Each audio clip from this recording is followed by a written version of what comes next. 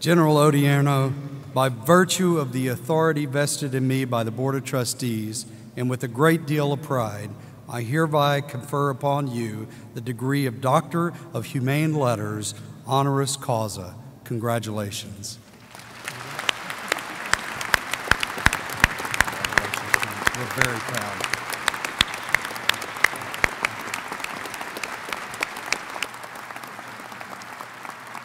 General Odierno, you honor us with your presence here today, and we look forward to your remarks. Ladies and gentlemen, Dr. General Raymond T. Odierno.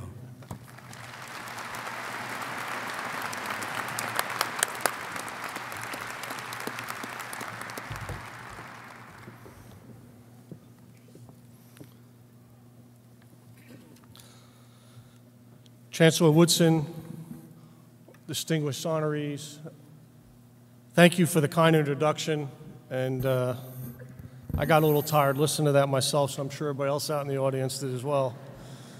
Distinguished faculty members, fellow honorees, alumni, guests, and graduates of North Carolina State University class of 2010, good morning. It is clearly a great day of celebration for all of you, and therefore it's an honor for me to join you today on this very special occasion. I do just want to take 1 minute to recognize the men and women seated over here in the front row who recently commissioned in the United States Armed Forces. I'm very proud of you, and I wish you nothing but the best of luck as you move on to your new careers as well.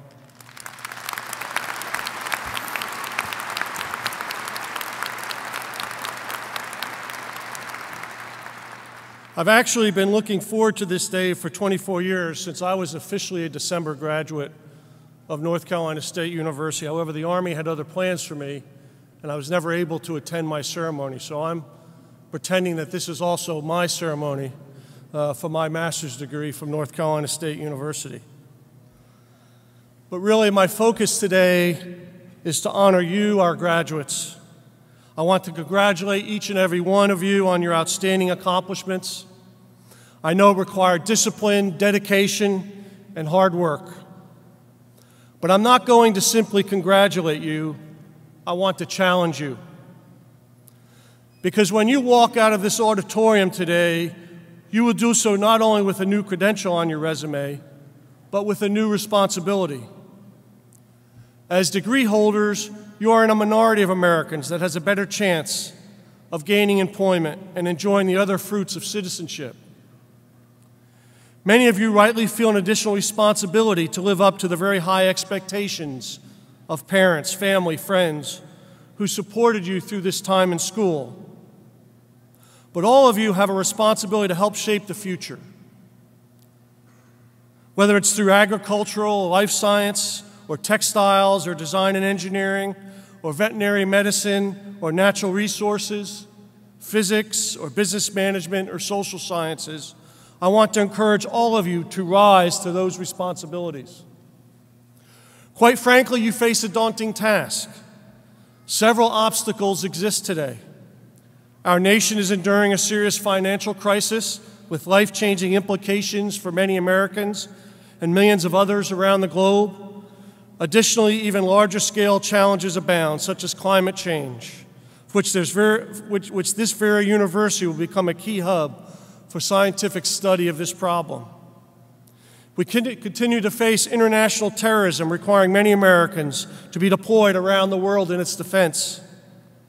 The past few years have led some to despair that America has seen its best days, that the future will inevitably be more grim, that the prosperity we have enjoyed is a thing of the past. I'm here today to tell you that I reject those views. Certainly, the prosperity of our nation is not a given. It is not something to which we are automatically entitled. It has been built over generations through creativity, hard work, sacrifice, and service.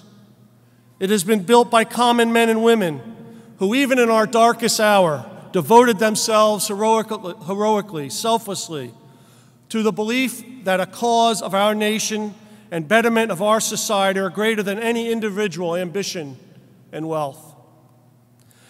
And this brand of hero is not a thing of the past. I've had the honor of serving with hundreds of thousands of amazing young people, and I know that this generation, your generation, is special. You are the reason I have hope. All of you out there, are the source of my optimism. We all must decide how we will serve, whether in our local community for a particular cause or in service to our nation. And I do want to talk about one example. Staff Sergeant Salvatore Gunter from Cedar Rapids, Iowa, a high school graduate from a humble background, chose to serve in our Army. On October 25, 2007, he found himself in an extremely difficult situation. On a cold, moonlit night in the rugged mountains of Afghanistan, thousands of miles away from his family, he was leading a patrol with his fellow troopers, working tirelessly to secure the Afghan population. His platoon was ambushed at such close range that the enemy muzzle flashes and reports came simultaneous with the impact of bullets and rocket-propelled grenades. Though virtually encircled and exposed to withering fire, Staff Sergeant Gunter raced forward to the aid of several fallen soldiers.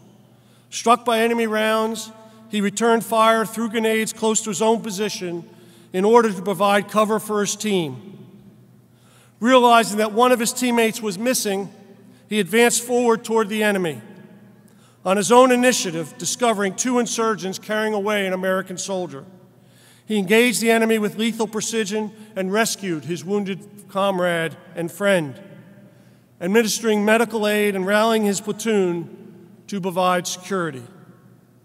Last month, President Obama awarded Staff Sergeant Gunter the Medal of Honor, our nation's highest military decoration. But what is remarkable about Staff Sergeant Gunter is how he perceives his actions. He said, "This is just my job. I'm just like anybody else and just an average soldier. By no means did I do anything that everyone else wouldn't have done." If that's average, then our nation is in very good hands. It's selfless men and women like Staff Sergeant Gunter who prevail in times of unanticipated adversity because of their dedication to a cause greater than themselves. Men and women like Staff Sergeant Gunter who make a difference will make a real difference one day, and he did on that day. Today you're entering a world full of opportunity. In many cases, opportunity born of the same challenges which so many people lament as our downfall. Classes of culture offer the opportunity for greater awareness between people.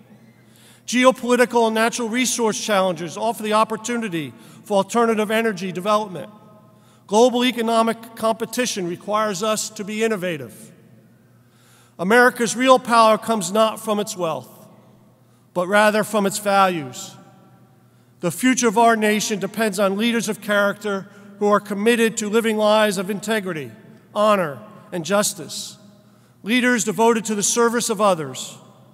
Leaders who expect more of themselves than those around them. Leaders like Chuck Gardner, Wolfpack Class of '83, whose family experience with autism inspired him to spearhead the establishment of the University of California's Medical Investigation into Neurological Disorders Institute. Chuck's response to a personal challenge has led to improvements for thousands of others with autistic family members. Leaders such as Doc Henley, a 2004 NC State graduate, who founded the organization Wine to Water, dedicated to providing safe drinking water to people in developing countries. In Doc's words, "I had no idea if it was going to be a success. I certainly had no idea how to start or run an organization. All I knew was that 1.1 billion people around the world didn't have clean drinking water, and that dirty water kills more children than anything else." I have found that only when we commit to a cause greater than ourselves can we realize our full potential as human beings. I believe that our greatest pleasures in life come not from professional achievements or material wealth, but from people working and sacrificing together to achieve something special. The warm smile of a stranger we've paused to help, the gratitude of an employee we've assisted through a difficult time, the satisfaction of helping a child to believe in himself or herself, the look of a young soldier who knows he has overcome tremendous obstacles to achieve success. Those are the memories that last. That is what brings true happiness. Service is not about what career path you choose to pursue.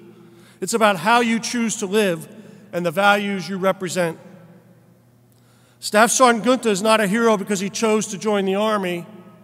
He is a hero because he chose day in and day out to put the well-being of others before his own. He made that choice when no one was watching and when fate placed him in the most extraordinary of circumstances. We have little control over the circumstances in which we may find ourselves someday. I pray that no one in this auditorium ever faces a situation like Staff Sergeant Gunther faced in Afghanistan. But we all face choices every single day about how we want to live and what we want to value. And in those choices, big and small, we have the chance to serve others selflessly.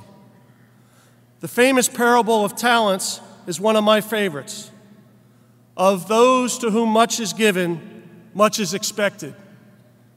But as much as I like this parable, I want to choose this afternoon or this morning by turning it around and propose instead that to those who expect much of themselves, much will be given.